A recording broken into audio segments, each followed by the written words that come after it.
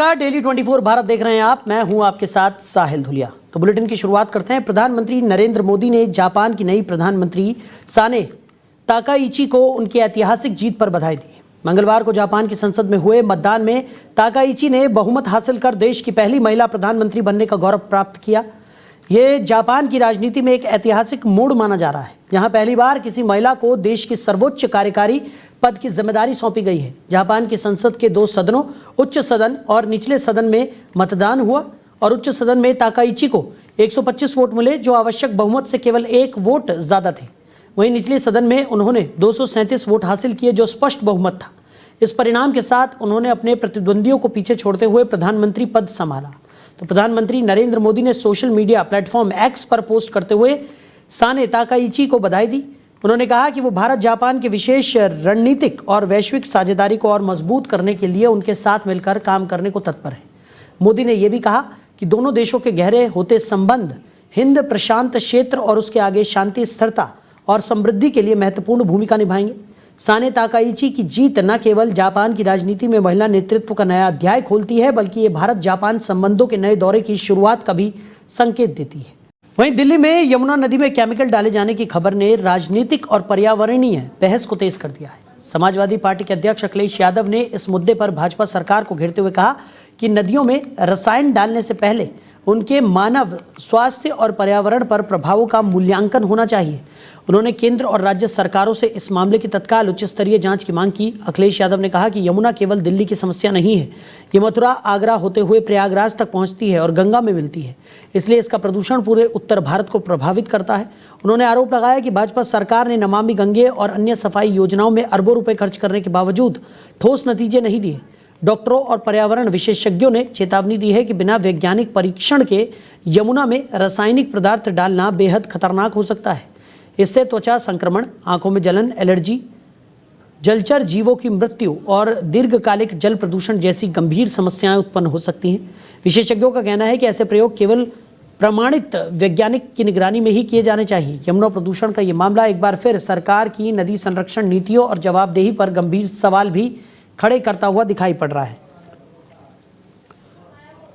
खबर पर ज्यादा चर्चा के लिए अनूप सांडा प्रवक्ता हैं समाजवादी पार्टी के, वो हमारे साथ जुड़ गए। अनूप जी, बहुत स्वागत है आपका। जी धन्यवाद। अनूप जी, अखिलेश यादव ने यमुना प्रदूषण को लेकर अपनी बात रखी है और भारतीय जनता पार्टी पर जमकर प्रहार करते हुए नजर आए हैं। उन्होंने साफ तौर पर कहा कि भाजपा ने करोड़ों रुपए नमामि गंगे प्रोजेक्ट में तो लगा दिया, लेकिन उसका सही रिजल्ट यहाँ पर नहीं निकला है। समाजवादी पार्टी लगातार पर्यावरण संबंधित मुद्दों को उठाती रही है। नदियों की सफाई के बारे में समाजवादी नेता स्वर्गीय डॉक्टर राम मनोहर लोहिया ने भी अपने विचार समय समय पर रखे थे। और इस भारतीय जनता पार्टी की सरकार ने लोगों की धार्मिक भावनाओं का शोषण करने के लिए लगातार गंगा की सफाई की बात की है और नमामि गंगे प्रोजेक्ट के ऊपर अरबों रुपए खर्च किए गए हैं। लेकिन आप जानते हैं कि गंगोत्री के बाद लगातार बनारस पहुंचते पहुंचते गंगा की क्या स्थिति हुई है, इस बारे में तमाम सर्वेक्षण हो चुके हैं और तमाम आंकड़े आ चुके हैं। अब जमुना नदी भी ये तो भगवान कृष्ण की लीला भूमि रही है और दिल्ली से जितने रसायन उसमें डाले जा रहे हैं, और भारतीय जनता पार्टी की वो सरकार जो सरकार धार्मिक स्थलों के संरक्षण का दावा करती है, हमारे जो भगवान देवता हुए हैं उनकी लीला भूमियों पर लगातार अपने तरीके से कब्जा करने का प्रयास करे। मथुरा का आपने चर्चा सुनी होगी। और अगर उस सरकार में ऐसी जमुना जैसी पवित्र नदियों में जो आगे जाकर के गंगा में मिलती है और उसमें अगर रसायन डाले जा रहे हैं, तो ये सवाल तो बिल्कुल वाजिब बनता है कि देश की जनता के स्वास्थ्य से खिलवाड़। आज भी इस देश के लाखों लोग नदियों के जल के ऊपर अपना जीवन निर्वाह करते हैं। अच्छा, लेकिन अनूप जी, भारतीय जनता पार्टी का तो ये कहना है कि दिल्ली में जब से भारतीय जनता पार्टी की सरकार बनी है, तब से यमुना की जो स्थिति है वो बहुत ज्यादा सुधरी है, क्योंकि इससे पहले जिस तरीके की स्थिति में यमुना थी, अब उसको थोड़ा समय तो लगेगा यहाँ पर ठीक करने में। और ऐसे में तमाम प्रभावी कदम भी भारतीय जनता पार्टी की तरफ से उठाए जा रहे हैं, लेकिन इससे पहले तो कोई आवाज नहीं उठी जब यमुना की हालत बहुत ज्यादा खराब थी। लेकिन अब जब स्थितियां सुधर रही हैं तो अखिलेश यादव इस तरीके के आरोप लगा रहे हैं, ऐसा भारतीय जनता पार्टी का कहना है। ये बिल्कुल असत्य भ्रामक बात है। काफी लंबा समय भारतीय जनता पार्टी को दिल्ली में सत्ता में आए हुए हो गया और किसी भी सरकार के पर्यावरण जैसे कामों पर भी इसका असर 3 महीने के अंदर दिखाई पड़ना चाहिए। लेकिन अभी तक जब इस तरीके के समाचार आ रहे हैं और इस तरीके की सूचनाएं आ रही हैं कि तमाम रसायन जमुना नदी में डाले जा रहे हैं, तो मेरे इस दावे का क्या मतलब है? अगर कोई किसी भी जिस संस्था ने, जिस समाचार माध्यम ने ये समाचार डाला है, अगर वो असत्य है तो हम चुनौती देते हैं सरकार उसके खिलाफ कार्रवाई करे। अगर वो असत्य है तो अगर आप लोगों के माध्यम से इस तरीके की खबरें आ रही हैं, आप जैसे सचेत चैनल इसके ऊपर परिचर्चा कर रहे हैं, समाचार चला रहे हैं, तो जाहिर बात है कुछ गंभीरता स्थिति की आप समझ रहे हैं। तो अगर ये सरकार को ये लगता है कि लोग झूठ बोल रहे हैं या असत्य भाषण कर रहे हैं, तो उस पर सच्चाई सामने रखे और उनके खिलाफ कार्रवाई करे। बिल्कुल। दरअसल ये सरकार भाजपा की ये लूट, झूठ और फूट के फार्मूले पर चल रही है। झूठ बोल करके फूट पैदा करते हैं और ऐसी तमाम योजनाओं को जिसमें धन का कोई हिसाब किताब न रखा जा सके, उनके माध्यम से भारी मात्रा में लूट होती है। देश की जनता को ये बताया जाता है कि हम आपकी नदियों के संरक्षण का काम कर रहे हैं और जो पवित्र नदियां हैं उनकी पवित्रता को पुनः कायम करेंगे। भाजपा के नेता गाय, गंगा और के लिए जान देने वाले लोग थे। भारतीय जनता पार्टी के लोग नमामि गंगे योजना में कहते थे कि गंगा को एकदम पवित्र कर दिया जाएगा, निर्मल कर दिया जाएगा।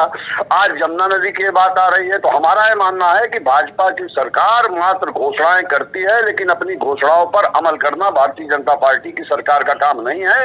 ये मात्र जनता के बीच में भ्रम पैदा करके ये बात जाहिर करना चाहते हैं, जनता को इस भ्रम में रखना चाहते हैं कि भाजपा की सरकार हर मुद्दे पर बहुत सचेत है, जबकि सच्चाई ये है कि भारतीय जनता पार्टी की सरकार भ्रम पैदा करके, असत्य भाषण करके, झूठे आंकड़े दे करके लोगों को भ्रमित करने का काम कर रही है। उनके वोट ठगने के बाद उसको इस देश के न पर्यावरण से मतलब है, न देश के सामाजिक सौहार्द से मतलब है, ठीक है सर, और न ही देश की किसी अन्य मूलभूत समस्या से मतलब है। चलिए अनूप जी, हमारे साथ जुड़ने के लिए, इस तमाम चर्चा के लिए आपका बहुत शुक्रिया।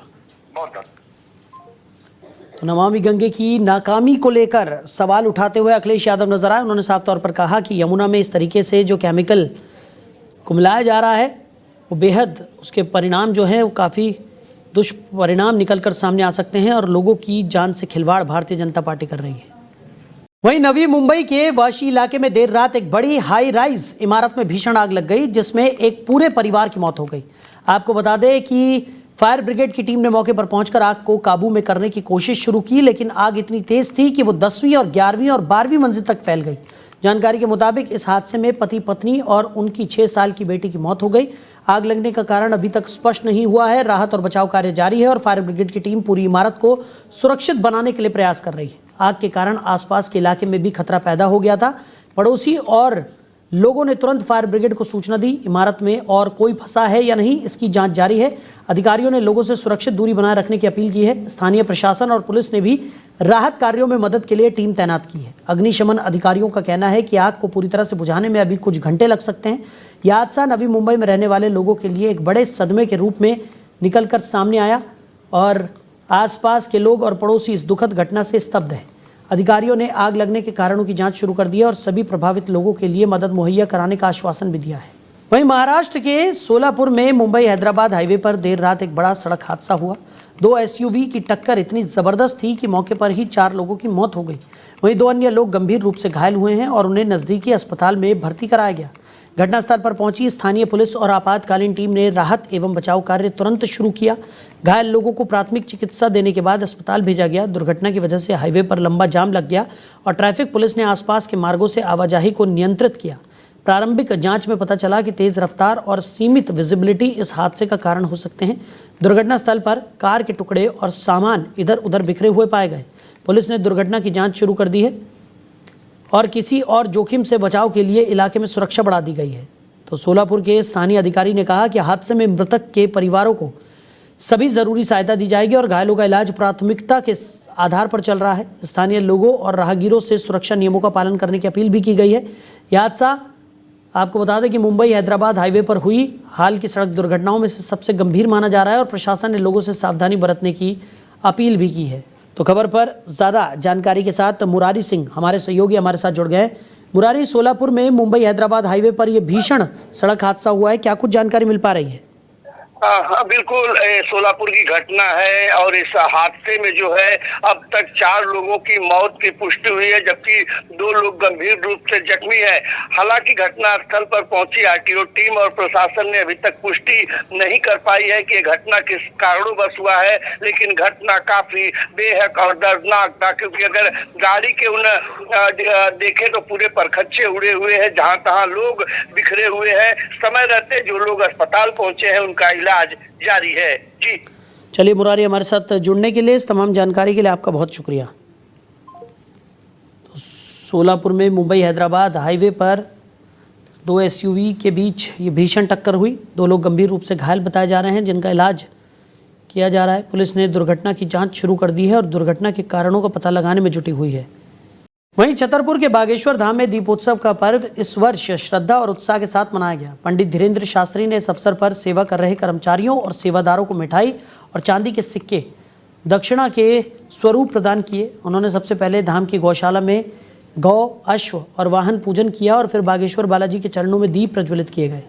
इसके बाद उन्होंने आतिशबाजी और पटाखे फोड़कर दीपोत्सव की शुरुआत की। इस पावन अवसर पर देशभक्त से भक्त बागेश्वर धाम पहुंचे और अपनी भक्ति अर्पित की। किसी ने राम नाम लिखकर, किसी ने श्री राम, जय राम, ओम, पादुका और अन्य धार्मिक प्रतीकों के आकार में रंगोली बनाकर दीप सजाए। घी और तेल के दीपों से बागेश्वर धाम के विभिन्न स्थलों को सजाया गया। मुझे तो बहुत अच्छा लग रहा है। खैर मैं तो आना यहाँ नहीं चाहता था, लेकिन एकाएक क्या हुआ, 5 दिन से मुझे फीवर टाइप का था, और लेकिन मुझे अचानक से हुआ कि नहीं, अब की बार यहीं चलते हैं दिवाली के लिए।